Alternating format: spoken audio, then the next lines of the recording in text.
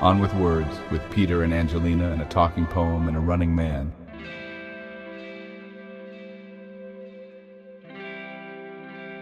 I figured daydreams pierce the noise of consciousness to tell us of that which is best for us.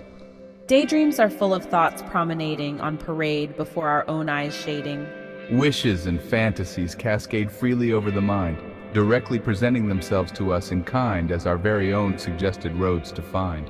Well, by merely aspiring to the goal's net, one's already halfway to the realization of it. Yes, and all that we now have together, blessed, was once a dream no less that was loved into being, from merely the seeing. Because life grows from visions we contemplate, those that we symphonically orchestrate. Yes, but one must act on those plans already made. True, for by dusk the phantom shapes may fade.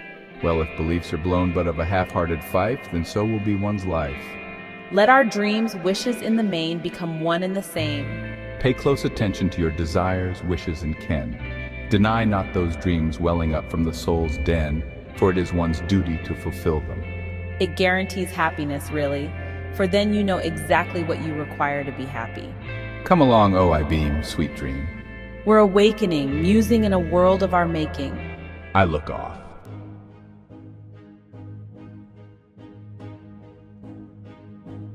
The bird of time flies by once again, but the bird chaser can never on it gain, for the bird lives in a perpetual now, not then, a constant sunrise in which for sure it ever flies forward into the future.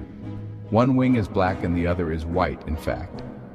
As the bird flies overhead and around, a checkerboard pattern, as we'd found, forms all over the ground.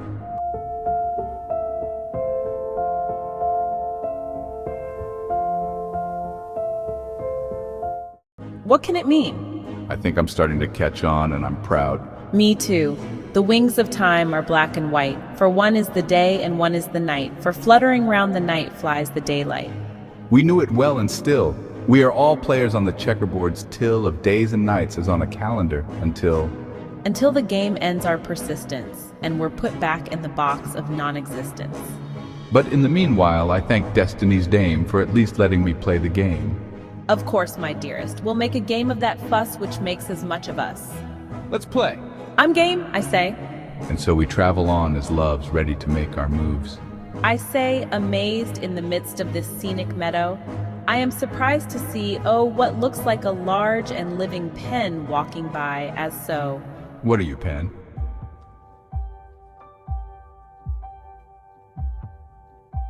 I'm now the artist's stylus. I am finally freed from the pen. How so? I will no longer illustrate the written word. From now on, I will draw whatever is seen and heard. Then writers and poets can redescribe my sketches with their wondrous words and jive. I get it, she says. The proof of writing is in the living of it, especially one's philosophical advice, as writ. Live it, feel it, and then write it. Now there is a living poem who seems to be a companion of the artist's pen. What are you, poem? She asked. I deal with ever-enduring themes, those universal to everyone's means. As you can see, I am structured, intense, rhythmic, melodic, and pure. I am a unified body of sensation, thoughts, and passions. I translate all that is felt suchly, although sometimes only very roughly. Are you essence or existence, I wonder?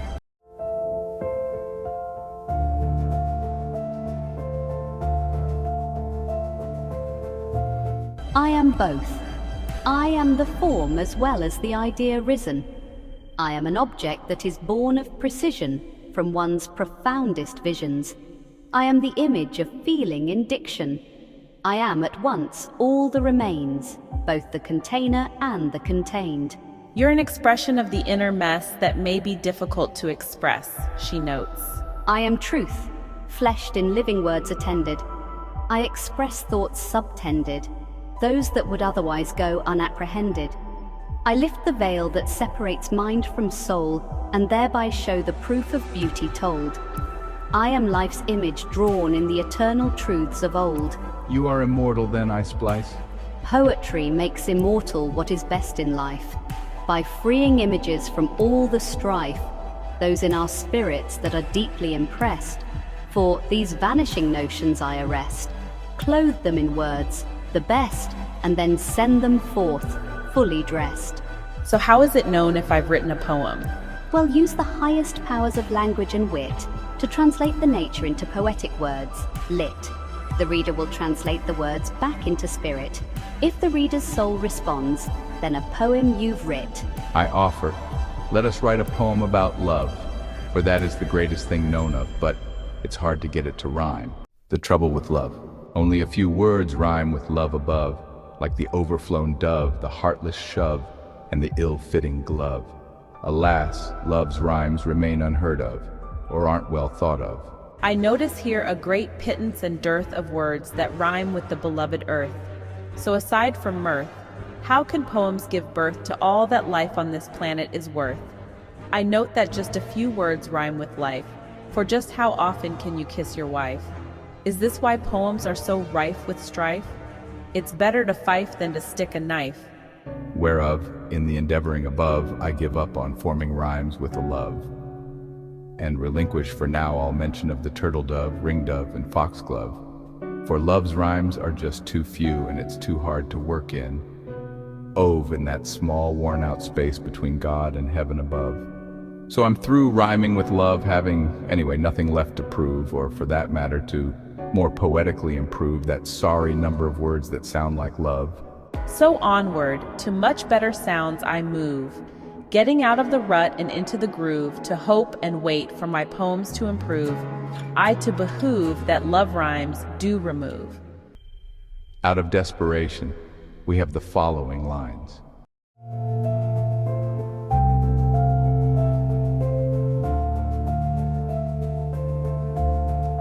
Let us walk along the earth feeling our words worth.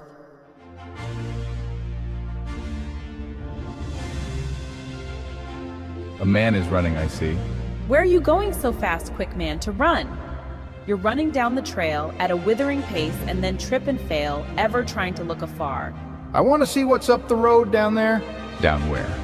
We ask together, like the two fugal voices of the famous musical canon's choices. Way, way down there for the next trail blazes there. I see but the misty trails of haze in the distance as they all blend into a maze. There's a new road out there somewhere. I've got to hurry up and get there. I'm in a dither and I must go hither, thither, and whither. And when you get there too, then what will you do? Why, I guess I'll hurry up yonder so I can get down the road even further. Why don't you stop and smell the roses brew? This rapid pace is withering you. Ah, the inspiring revelation now hits the quick walking guy, like a thunderbolt from the sky. So he sits down, no longer in a rushing mood to cry. I am a fool's errand thrown.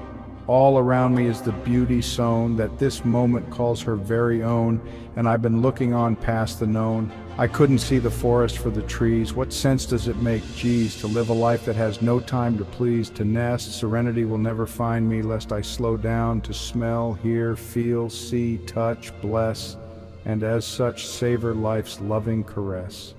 We leave you with your sense, you having just said in your long, slowed-down sentence all that we would have said and meant, and so we'll walk the morning away, marveling at its beauteous sway.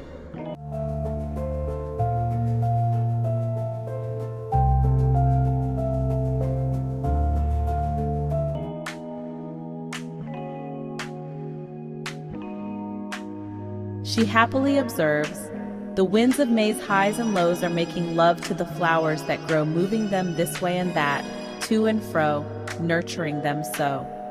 Spring seedlings reach for the light of day, drinking deep draughts of the sunny bouquet. The woods are bursting bright with the joy of life's delight. Perhaps beauty's pose is the name of the rose. Could be. Look at these flowers along the trailside. Many fine flowers are beginning to slide from the ground that we share. There's the tulip, the lily, and the rose, all growing together. What does it mean so when they all together grow?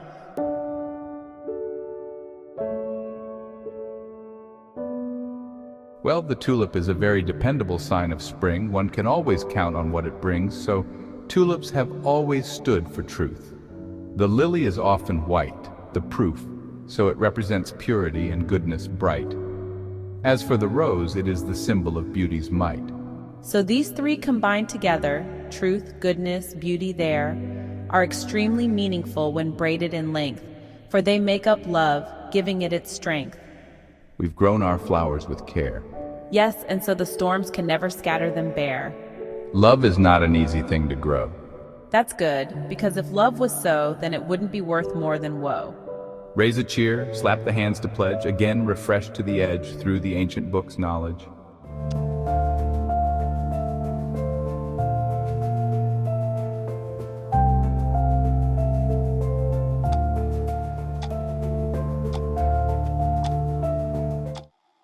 I'll wink at you very soon, putting on the rare perfume that we found encased in the book's remains, called the Book of Quatrains. The name of the scent is printed on the bottle. It's called Omar's Enchantment, that's all. It's delightful. I must savor what it supposes. It smells like a mix of incense, wine, and roses. Oh my, it's stimulating my inner spirit it composes. It's sublime. It also has hints of sandalwood, jasmine, lotus, and saffron fine. It's some sort of an elixir of wine. It says on the label that the fume therein has escaped from an interment within, and that it shall forever take the passerby unaware. Oh, I'm already affected by it. Let's stop here.